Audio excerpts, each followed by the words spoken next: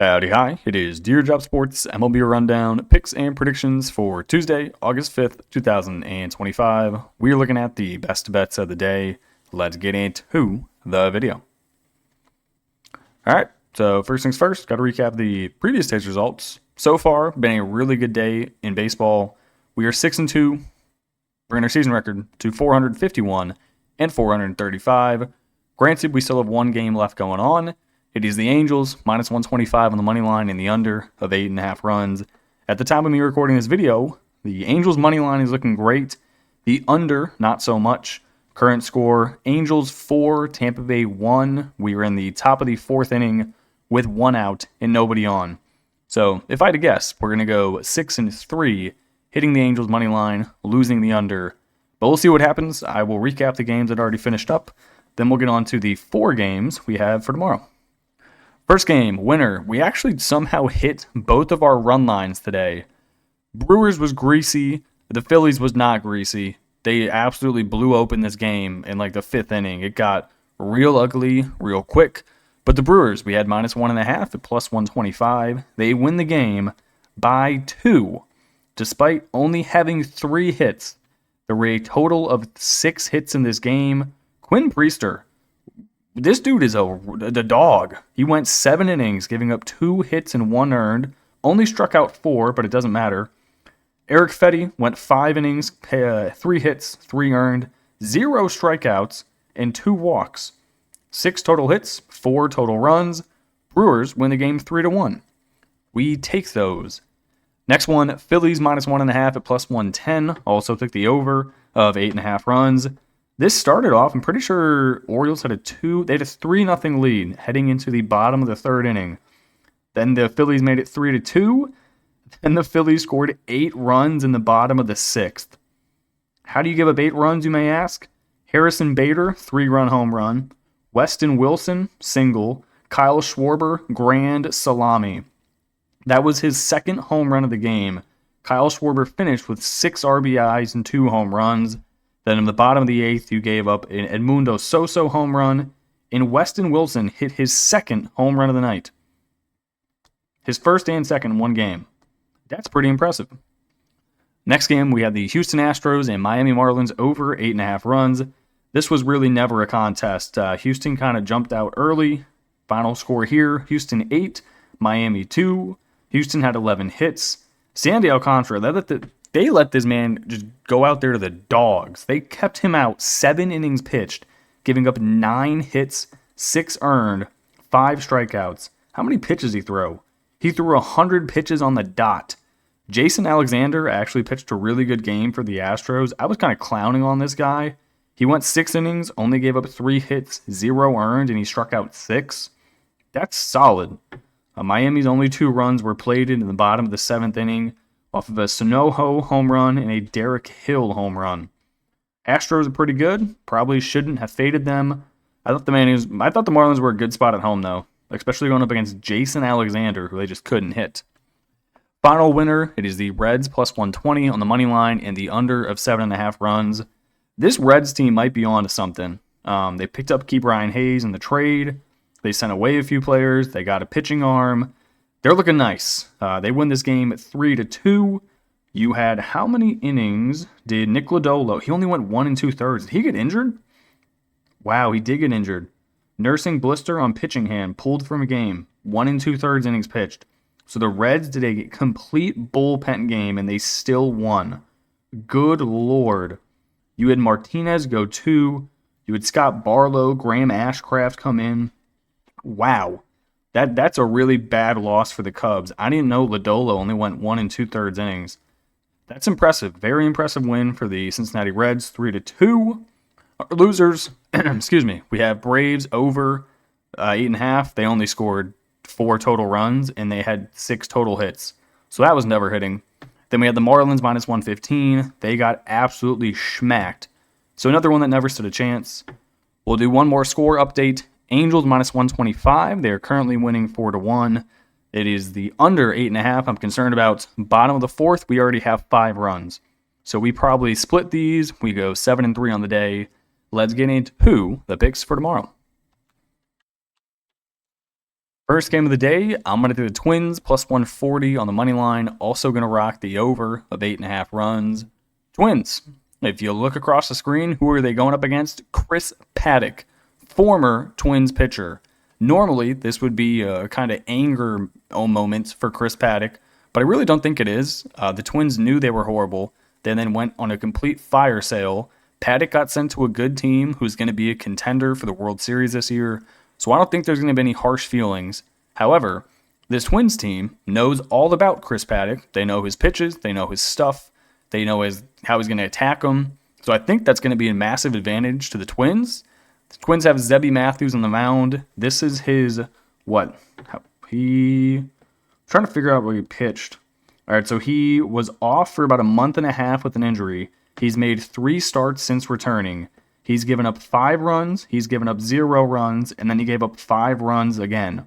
So if we're going on schedule, this dude's due to give up 0 runs.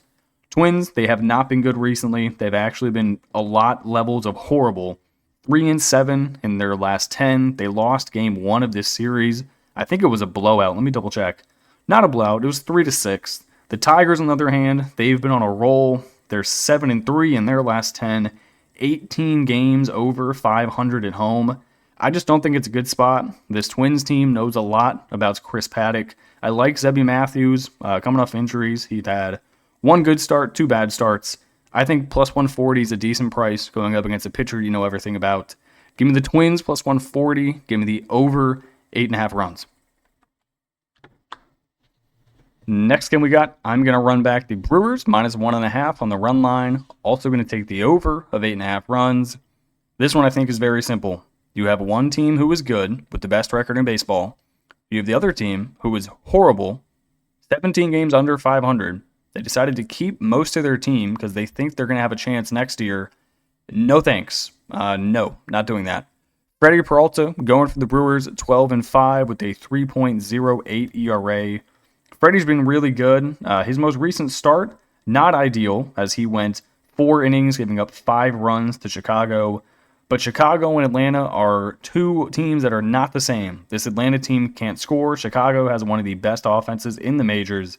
This Atlanta team, in their most recent games, they have scored 1, 4, 2, 0. They did go on a little bit of a heater against the Royals, I'm not going to lie. They scored 12, they scored 10. But then it was 1, 3, 3, 0, 5, 2. They just can't score. You don't have Acuna coming back in the lineup anytime soon. You traded away a few pieces in this lineup, but they're just not good. They don't hit for power anymore. They suck. This team is not good. Give me the Brewers minus 1.5. Give me the over 8.5 runs. Next game, give me the D-backs plus 115 on the money line. Give me the over of 9 runs. There is no way I am laying minus 150 with Yu Darvish, who is 1-3 with a 6.47 ERA on the road, I might add. Ryan Nelson for the D-backs, he's been really good this year. 6-3, 3.20 ERA. And on top of that, the Diamondbacks are currently winning the first game of this series 3-1. So it looks like they know what they're doing. Yu Darvish, he has been horrible since returning. 1-3, 6.47 ERA. He's coming off of a really good start, but on the road, he's just been awful. 8 runs given up at St. Louis, 3 runs given up at Washington. He gave up 4 to Philadelphia in just 4 innings. So if you take out his most recent start versus the Mets, where he went 7 innings of 0 earned baseball, 8-3, 4-3, 2-3, 2-2. No thank you. Ryan Nelson, he's been solid. The Dodgers. The Padres have been struggling. They got a good lineup, but they've just been struggling to produce runs. Yes, this Diamondbacks team did sell a lot. Goodbye, Eugenio Suarez. Goodbye, Josh Naylor. But if you're looking at their lineup, they're still good. Your leadoff guys are Ketel Marte and Corbin Carroll, followed by Perdomo, who used to be doing drugs, but now he's not, hitting 278. You got Gurriel hitting 244. James McCann's back hitting 265. Blaze Alexander, not good, but he had a good night the day before. I've always liked Alec Thomas hitting 257. There's just no chance I'm laying minus 150 with Yu Darvish, who has a 6.5 ERA. No thank you. Give me the D-backs plus 115 on the money line. Give me the over 9 runs. Final game, we are going to run back the Reds and the under, but this time we're getting a better number. It is Reds plus 150 on the money line and the under of 7.5 runs. This is the first start in a Reds uniform for Zach Littell. Should be interesting to see how he does. I liked him a decent amount on the Rays, I believe. Yes, on the Rays. He's going up against Shota Imanaga. That is not going to be an easy challenge. He's 8-4 with a 3.25 ERA. Most recent games for him, he went 5 innings at Milwaukee, gave up 3. He went 3 innings at Chicago, gave up 7. So in his last 8 innings of work, he has given up 17 hits and 10 runs. 17 hits, 10 runs, and he's laying minus 190 at home. No thank you. Zach Littell, like I said, picked up most recently. I don't know what they traded to Tampa Bay for him. Not sure, but he's been doing well recently. His last start was at New York. He went 5 innings, giving up 0 earned. Prior to that, he was at Cincinnati, funny enough, where he got torched for 5, gave up 2 to Baltimore, 3 to Detroit, 1 to Minnesota, 1 to Baltimore, 1 to Detroit. Good Lord, this dude played Baltimore 3 times in the span of 2 weeks. That's kind of wild. Either way, give me the Reds. This is a massive divisional game in the NL Central. Reds are trying to hang in it. They're 59-54. If they can somehow win these next 2 in Chicago, they leave Chicago 61-64, just 4 games back of the Cubs. You could be talking about going on a little bit of a run there. So I think this game means a lot. I like the plus 150. Give me the Reds on the money line. Give me the under 7.5 runs. All right, that's going to do it for me in this video. I apologize for it being only 4 games. I normally try to give you 5. Some of these lines are just absurd.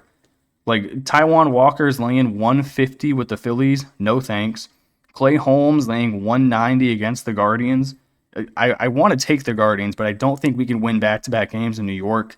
You have the Red Sox laying 235 to the Royals. No. What else? You got Rangers laying $145 with Eovaldi on the mound with a 1.49 ERA. Also no. The Blue Jays only laying minus 200 at the Rockies is tempting. Their run line is sitting minus 2.5 at plus 100. That, again, I could probably get down for that. Angels laying minus 125 again. I don't want to bet against Pepio.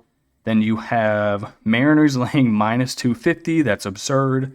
Dodgers laying minus 190. None of those numbers sound at all attractive. If I had to pick one, it would be Guardians money line because I'm biased. I don't mind the Athletics getting plus 130 at the Nationals. Nationals are horrible.